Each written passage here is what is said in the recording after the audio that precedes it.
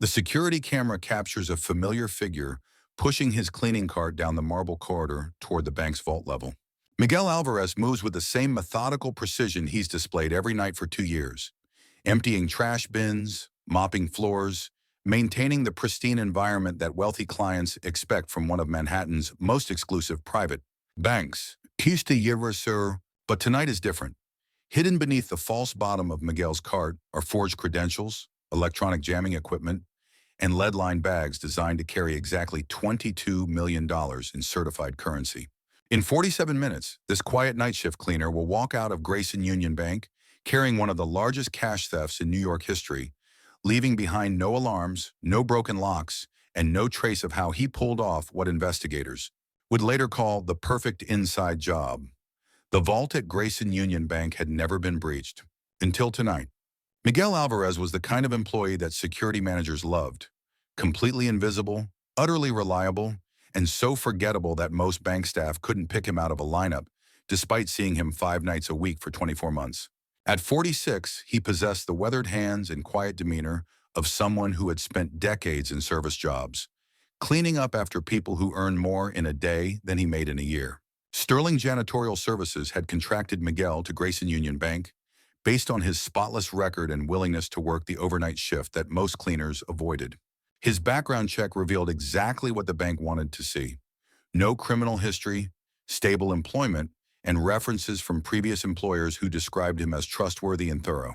What the background check didn't reveal was that Miguel possessed a mechanical engineering degree from a university in El Salvador, or that his quiet observations during 2 years of cleaning had given him an intimate understanding of Grayson Union's security systems that would have impressed professional penetration testers. Grayson Union Bank occupied 12 floors of a prestigious Manhattan office tower, but its real treasure lay 3 levels below street level in a vault complex that stored cash reserves for wealthy individuals, foreign governments, and corporations that required absolute security for their liquid assets. The vault itself was a marvel of modern security technology. 18-inch reinforced concrete walls, biometric access controls, and motion sensors sensitive enough to detect a falling coin.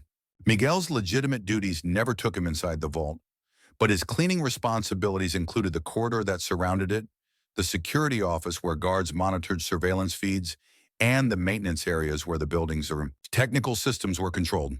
This access, combined with Miguel's technical background and patient observation skills, gradually revealed vulnerabilities that the bank's security designers had never anticipated.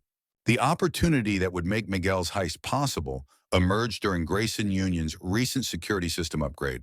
The installation of new biometric scanners and motion detectors required temporary changes to access protocols while technicians calibrated equipment and tested integration with existing systems. During this transition period, certain security measures were relaxed or temporarily bypassed to accommodate the technical work. Miguel's most valuable discovery was a secondary access panel that maintenance crews used to service the vault's environmental controls. During the security upgrade, this panel's locking mechanism had been modified to allow easier technician access, but the changes had been implemented poorly, creating a vulnerability that someone with the right tools and knowledge could exploit. The bank's cost-cutting measures provided additional opportunities. Budget constraints had reduced the overnight security staff from 3 guards to 1, and the remaining guard's patrol route covered the entire 12-story building, creating predictable gaps in vault-level surveillance. The timing of these patrols followed patterns that Miguel had memorized during months of careful observation. Most importantly, Miguel discovered that Grayson Union's vault access logs were only reviewed when triggered by alarm events or security incidents. Routine entries and exits were recorded, but not actively monitored, meaning that unauthorized access could go undetected for days if no alarms were triggered and no obvious signs of intrusion were left behind. Miguel's planning phase consumed 8 months of methodical preparation. He studied the bank's security procedures with the dedication of a graduate student, noting camera positions, guard schedules, alarm system responses, and the precise timing of automated processes that could provide cover for his activities. The technical preparation required Miguel to acquire specialized equipment without creating suspicious patterns of purchases. He bought electronic components from multiple suppliers, paying cash and using different names to avoid detection. The signal jamming device he constructed was built from readily available parts, but required sophisticated knowledge of security system frequencies and interference techniques. The modification of Miguel's cleaning cart was accomplished gradually over several weeks. He installed a false bottom compartment lined with lead mesh to prevent detection of metallic objects during routine security scans. The compartment was designed to hold exactly the amount of cash he planned to steal while maintaining the cart's normal appearance and weight distribution. Miguel's most audacious preparation involved creating forged maintenance credentials that would allow him to access the vault's secondary panel without triggering immediate security responses. These documents were sophisticated enough to pass casual inspection, but wouldn't survive detailed verification if discovered by security personnel. The timing of Miguel's heist was critical. He chose the Friday night of President's Day weekend, when the bank's cash reserves would be at their maximum due to delayed armored car pickups during the three-day holiday period. The reduced weekend staffing and relaxed security protocols would provide additional cover for his activities. Friday, February 16th, began like any other night for Miguel. He arrived at Grayson Union Bank at his usual time, signed in with security, and began his cleaning routine on the upper floors. His behavior was identical to every previous night, methodical, quiet, and completely unremarkable to the lone security guard monitoring the building. The execution of Miguel's plan began at 11:45 p.m.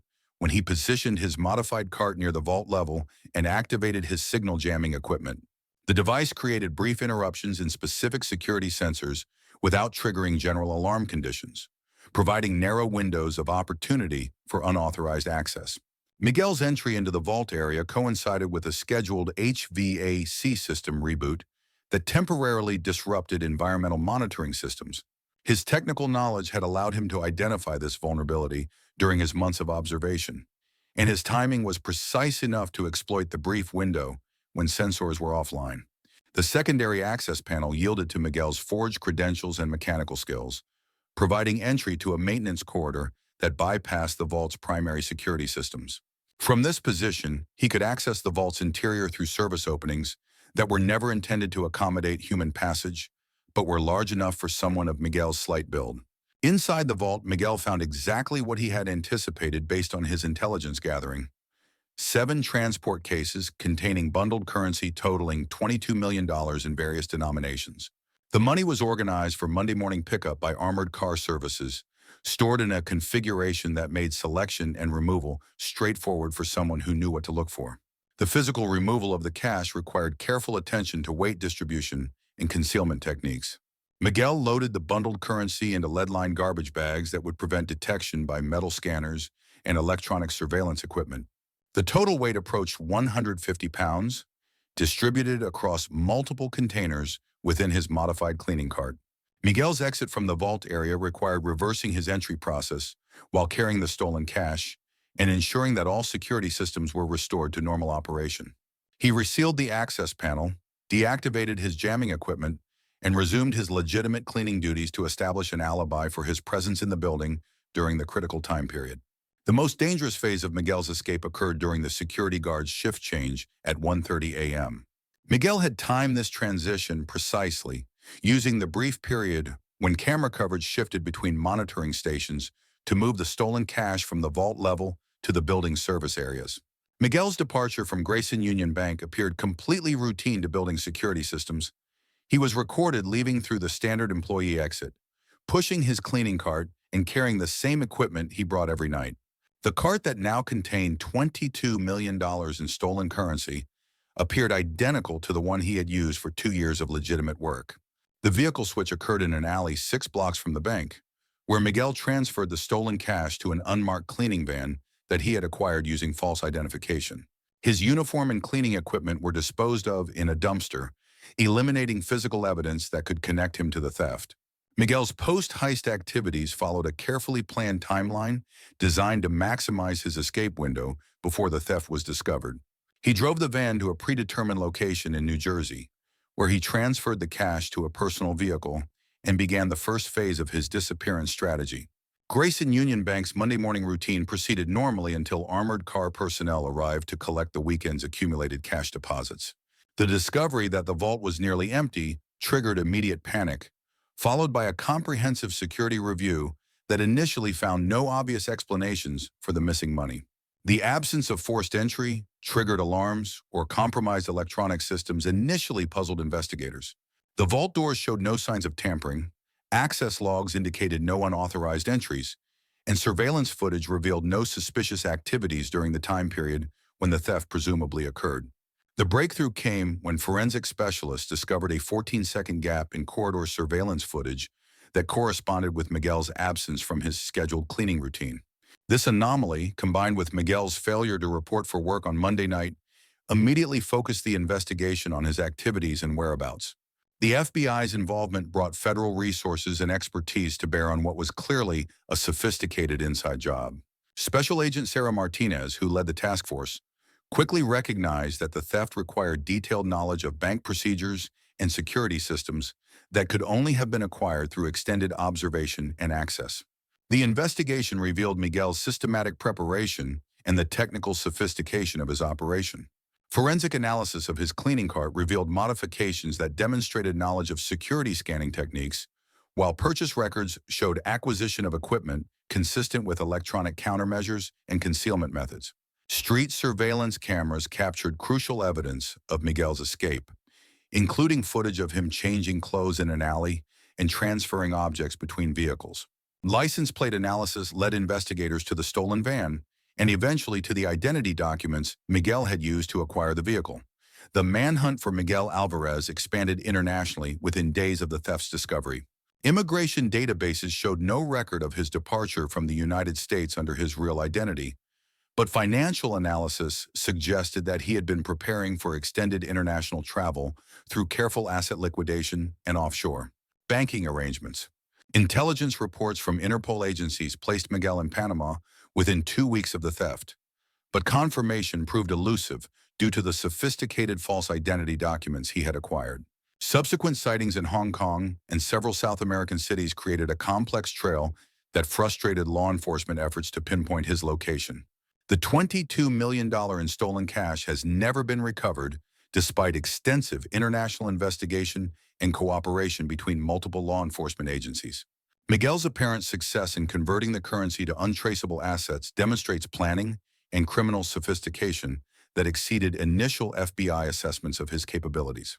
Grayson Union Bank's response to the theft included comprehensive security upgrades and procedural changes designed to prevent similar incidents. The bank terminated its contract with Sterling Janitorial Services and implemented enhanced background screening for all service personnel with building access. The insurance settlement negotiations were complicated by questions about the bank's adherence to industry standard security protocols. While no specific violations were identified, the ease with which Miguel had exploited system vulnerabilities raised concerns about the adequacy of existing protective measures. The case prompted industry-wide reviews of contractor access procedures and highlighted the security risks posed by service personnel who work in sensitive facilities without direct supervision. Enhanced monitoring systems and more rigorous background checks became standard practice throughout the financial services industry. Miguel's technical background emerged during the investigation when agents discovered his engineering degree and previous work in El Salvador, designing security systems for commercial buildings. His janitorial position had been the perfect cover for someone who actually understood the technology protecting the vault better than most bank employees. The forensic accountants tracking Miguel's financial trail discovered he had been slowly liquidating assets for 8 months before the heist. His apartment lease had been terminated, his car sold, and his bank account systematically emptied through small withdrawals that avoided detection thresholds. The investigation revealed Miguel had purchased airline tickets to multiple destinations using different false identities, creating a complex web of potential escape routes. Credit card receipts showed purchases of luggage, travel documents, and other items consistent with permanent relocation rather than temporary flight. 6 months after the theft, a Panamanian bank reported suspicious cash deposits totaling nearly $3 million, made by a man matching Miguel's description but using Costa Rican identification. By the time authorities investigated, the depositor had withdrawn the funds and vanished again. The FBI's Behavioral Analysis Unit developed a profile suggesting Miguel had spent years planning not just the theft itself, but his entire post-crime existence. Phone records revealed calls to immigration lawyers in 3 different countries, inquiries about property purchases in remote locations, and communications with currency exchange services specializing in large cash transactions. Street cameras near Grayson Union captured Miguel's methodical preparation during his final weeks of employment. Enhanced footage analysis revealed him photographing security equipment, timing guard patrols with a stopwatch, and making detailed notes about building procedures that far exceeded his cleaning responsibilities. The breakthrough moment of the investigation came when analysts discovered Miguel had been using a series of prepaid phones to coordinate his escape plan. Cell tower data showed his location during the days following the theft, creating a trail that led from Manhattan to Newark Airport, then went completely cold. International law enforcement agencies reported possible sightings in 8 different countries over the following 2 years. A hotel clerk in Honduras claimed to recognize his photograph. Border agents in Guatemala noted a man with similar features crossing using Venezuelan documents. Each lead ultimately proved to be a dead end. The case files revealed that Miguel had researched dozens of countries with limited extradition treaties, banking secrecy laws, and cash-based economies where large sums could be integrated without extensive documentation. His preparation extended to learning Portuguese and Spanish, suggesting he had planned to relocate permanently to Latin America.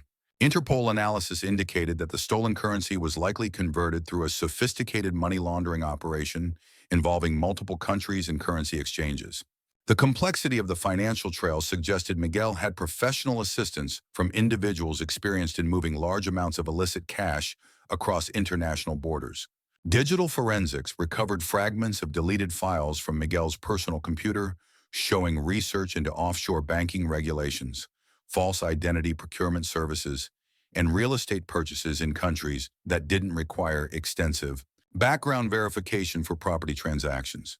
The FBI's Financial Crimes Unit estimated that Miguel's total preparation costs exceeded $400,000, including equipment, false documents, travel expenses, and payments to criminal associates who assisted with various aspects of his plan.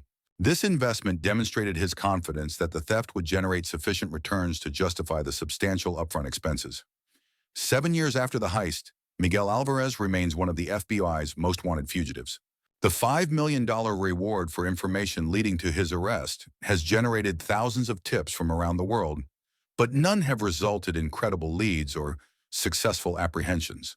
Security camera footage from the night of the theft has been analyzed frame by frame hundreds of times, revealing new details about Miguel's methods and timing. Enhanced digital processing showed him using hand signals to coordinate with accomplices who were never identified, suggesting the operation involved more participants than initially suspected. The Grayson Union Vault was completely redesigned following the theft, with new access controls that require dual authorization for all entries and continuous monitoring of maintenance activities. The bank hired additional security personnel and implemented procedures that ensure no individual has unsupervised access to sensitive areas. Insurance investigators spent 3 years reviewing the case before settling the bank's claim for the full $22 million loss. The investigation revealed that Miguel's theft had exploited legitimate security vulnerabilities rather than circumventing existing protections, making the bank's insurance claim valid despite the unprecedented nature of the crime. Miguel's success inspired copycat attempts at other financial institutions, though none achieved similar results. His case is now taught at law enforcement academies as an example of how patience, technical knowledge, and legitimate access can be combined to overcome sophisticated security measures. The night shift cleaner who disappeared with $22 million became a legend in criminal circles and a nightmare for security professionals. His empty workspace at Grayson Union Bank was converted into additional vault space, but employees still remember the quiet man who proved that sometimes the most dangerous person in a secure building is the one everyone trusts completely. 5 years after Miguel Alvarez walked away from Grayson Union Bank, carrying the largest cash theft in New York history, investigators continue to follow leads across 3 continents. The $22 million has never been recovered, and Miguel remains free somewhere in the world, living proof that with enough patience and preparation, even the most secure vault can be emptied by someone carrying a mop and a master plan.